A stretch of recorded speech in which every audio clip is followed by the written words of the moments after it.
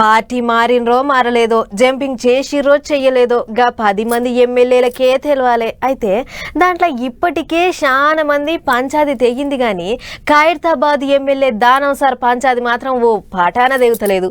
శుక్రవారం నాడు మళ్ళోసారి speaker sir ముంగట కూర్చున్నారట సార్లంతా. మరి ఏం నడిచింది, ఏం చేసిర్రు అరుచుకునొద్దాం పార్. పార్టీ మారలేదు, కండువా మార్చలేదు, ఉన్నకైనా ఉన్నాం అన్నోళ్ళంతా బయటపడ్డారు.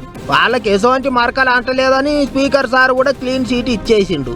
కానీ పట్నం ఎమ్మెల్యే దానం అన్న కథనే ఎటు కొసెలుతలేదు. ఆయన కూడా ఏడికైతే ఆడికి అన్నట్టే ఉండేటాలకు పంచాది ఇంకా నడుస్తూనే ఉన్నది. అందుకే ఇక ఇట్లయితే కాదని ఈసారి ఏదో ఒకటి తీర్పు చెప్పాల్సిందేనని కూకున్నాడు స్పీకర్ సారు. ఇక రాండ్రి దానం అన్న పార్టీ మారిండని ఏమేం సాక్ష్యాలు ఉన్నాయో చూపిండ్రి అన్నట్టు అందరినీ పిలిచిండు. గిట్లనే కారు పార్టీ వాళ్ళ దిక్కుకేంచి ఎమ్మెల్యే కౌశిక్ రెడ్డి పోయిండు. పువ్వు పార్టీ వాళ్ళ తరపుకేంచి మహేశ్వర్ రెడ్డి సార్ పోయేది ఉండే. కానీ ఆయన మున్సిపాలిటీ ఎలక్షన్లు ఒడిచినాక వస్తానని చెప్పిండట. అందుకే అట్లయితే అట్లనే కానీ అప్పుడే కార్యవాహి చేద్దామని విచారణను ఫిబ్రవరి 18కి వాయిదా చేసిండు స్పీకర్ సారు. అది అట్లుంటే 600 అయినా ఖైరతాబాద్ ఎమ్మెల్యే మీద ఏటేయాల్సిందే అంటుండ్రు కారు పార్టీ వాళ్ళు.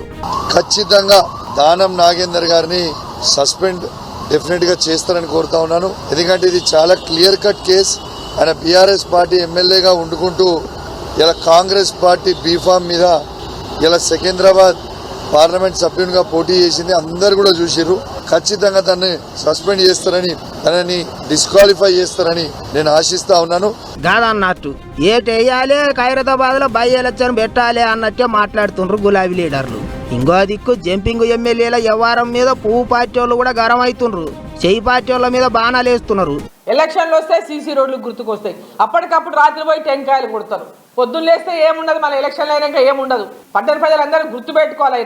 రాత్రులు వచ్చి వాళ్ళు శిలాఫలకాలు పెట్టి రాళ్లు కొట్టిపోతే వాళ్ళన్నీ మిమ్మల్ని మోసం చేయడానికే. ఈ 2 ఏళ్ల నుంచి ఏం చేయని వాళ్ళు ఇప్పటికిప్పుడు రాత్రులు శిలాఫలకాలు కొట్టి టెంకాయలు కొట్టిన వాళ్ళు ఏం చేస్తారు? కేవలం మోసం చేయడం తప్పితే వాళ్ళు ఏం చేయలేరు. అప్పట్లో కారు పార్టీ వాళ్ళు చేసినట్టే ఇప్పుడు చెయ్యి పార్టీ వాళ్ళు కూడా చేస్తాండ్రు కదా అన్నట్టు మాట్లాడింది అరుణక్క. ఏమైనా అట్లిట్లా మళ్ళా 18వ తారీఖు దాకా పోయింది పంచాది. మరిగా చూడాలి ఆయాలనన్న దానం అన్న కథ కొసెలుతుందో లేదో.